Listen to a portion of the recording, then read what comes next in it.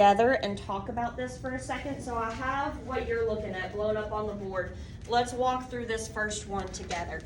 So I went to the store with my mom and my dad.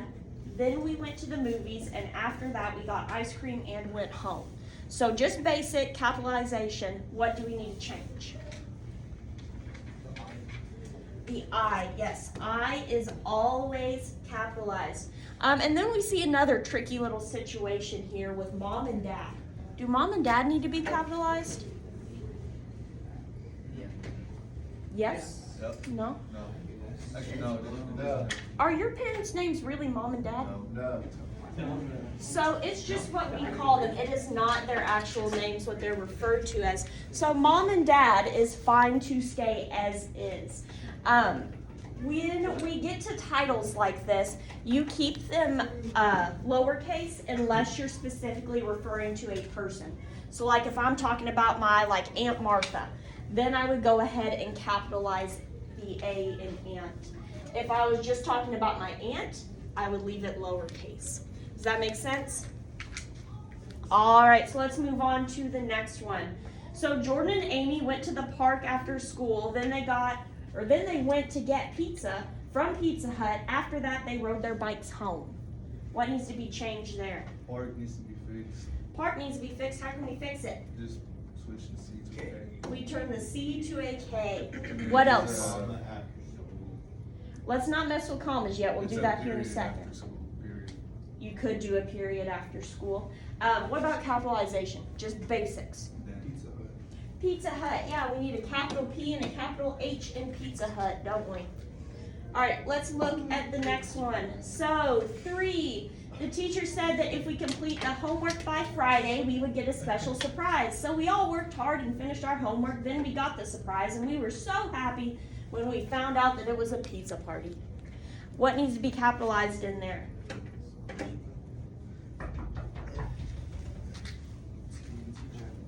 Josh, I think you're onto it. What? Not in Pottstown. Friday, yes, that Friday. We need to have a capital F on days. Let's look at number 4. If the Pottstown football team wins the game on Friday, the Stewartsville football team will not move on to the state championship game, and they will have to wait till next year to try again. But maybe the Stewartsville football team will win. What do we need to change there, capitalization-wise? Will? The football needs to have an L. Yep, so football spelled wrong. It needs to be B-A-L-L, not B-A-L. And then one more thing, capitalization-wise. The if. We need to capitalize the I in if. And then looking at number 5. Gavin and Alicia like to play checkers and Monopoly, but they don't like playing bingo and chess. Although they're both very good at those games, they still prefer to play checkers, and sometimes Gavin and Alicia play Uno with their friends from school. So what capitals are we working with there? The C in checkers. Okay, so we have checkers twice, and they're both written different ways. Which one's correct? The ones on the second line's correct. The one on the second line, so it needs to be capitalized? Yes. So let me tell you how this works, because this is another English is funny and silly. Whenever we are talking about a game that is generalized and doesn't have a full title, like checkers or chess or football or soccer, we are going to keep those lowercase. Whenever we have a game who has a name brand, then we give it a capital letter. So like Monopoly or Uno or Battleship or whatever you want to talk about. So they only get the bigger letter when we are referring to a specific game, not a general one. Does that make sense? Yeah. All right. So let's move on to talk about these sentences a little bit, because as I was reading them, I think I was starting to run out of air. There was no room for pauses. They're long because they're called a run-on sentence. And this is something that we really, really need to work on.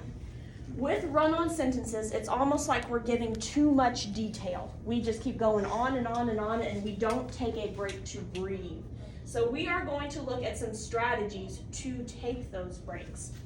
So, first things first, let's look at some examples. So the first example up here is a full run-on sentence. We walked the dog, we saw a lot of things, we stopped to talk to some of our neighbors. That is a full-on run-on. Then the next one, we just have the dog. Is that a complete sentence? No, it's not. And then our next one, walked around the park. Is that complete? No. Does anybody know what these are called? Will, do you know what these are called? What? What are these kind of sentences called? No, run-on's the first one. These are called sentence fragments. So they're little pieces of sentences that don't make sense by themselves. So if we just say the dog, that is a sentence fragment. So let's go ahead and look at how we can fix these things. So in a good simple sentence, we have a subject, so a who, and then an action, what they did. So our subject, the dog, what did the dog do?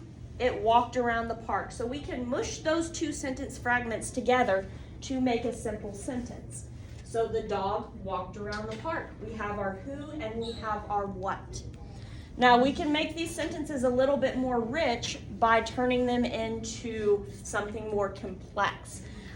For example, we can turn it into a compound sentence with that comma conjunction that we talked about earlier.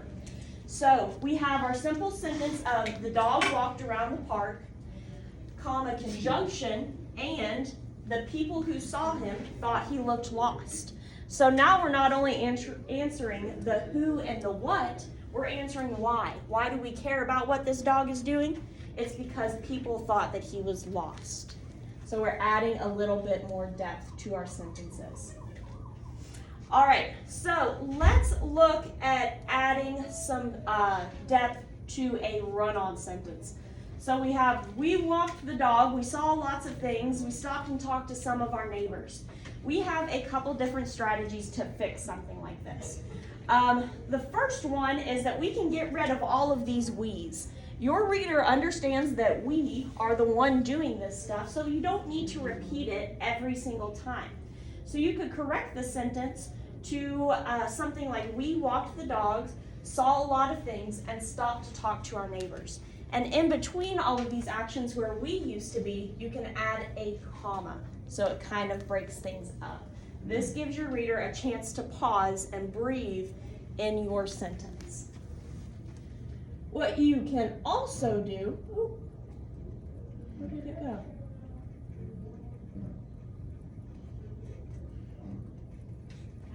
Right, it doesn't like me. We can skip over that one. I want you to turn your attention back to that worksheet. Let's work on some of those crazy run-on sentences that we just read. So go back to the first one. I went to the store with my mom and my dad, and we went to the movies, and after that we got ice cream and went home. How can we break up this sentence to make it a little bit more clear? Commas. I'm sorry? I thought we were on number 3. Oh, you're fine. 1. So we can add commas. Will, where are we adding these commas? Behind movies. Behind movies. So I went to the store with my mom and my dad, then we went to the comma movies. I don't know about that one. Let's look very basic from the start. Do you see a word that we repeat several times throughout this? My. So can we get rid of one of those my's early on? Which one? The one between that. Yeah, I went to the store with my mom and dad. Simpler. Then we went to the movies. Think about this tail end of the sentence. It's real heavy at the end. So then we went to the movies, and after that we got ice cream and we went home. How could we break that up? Could we use a period maybe? Could we turn it into 2 separate sentences? Yeah, so where would we put that period? After that. What if we put it, I went to the store with my mom and dad, then we went to the movies, period. And after that, we got ice cream and went home. One thing that I want y'all to realize, we never really want to start our sentences off with something like a fanboy. it makes your sentence sound a little wonky, and like you didn't quite know how to start it. So let's go ahead and delete and here. If we delete and, what do we have to do to after? We have to capitalize after, absolutely. So we have, I went to the store with my mom and dad, then we went to the movies, period. Great. After that, we got ice cream and went home. There's still one place that we need some kind of punctuation in that second sentence. What is it? After ice cream? Not quite. Oh, I'm sorry, what? Ice cream? No, we don't need one there. So think whenever you are reading, if you take a natural pause when you're reading a sentence, odds are something needs to happen there, whether it's a comma or something else. So after that, we got ice cream and went home. Where did we pause while we were reading that? After that, comma, we got ice cream and went home. So this fully fixes our run-on sentence here. I want you to now pair up with a partner, that means one singular partner, and work on the rest of these sentences together, so 2 through 5. So go ahead and pick somebody, work on these sentences. I'm gonna come around with the stapler. We are gonna staple your paragraphs from yesterday to this paper from today. So let's go ahead and get to work. We have one accessory. What? We have one addition. One addition. One group of 3. I'm pretty sure there's gonna be one person. We need nine If we need one group of 3, we can do that. Right.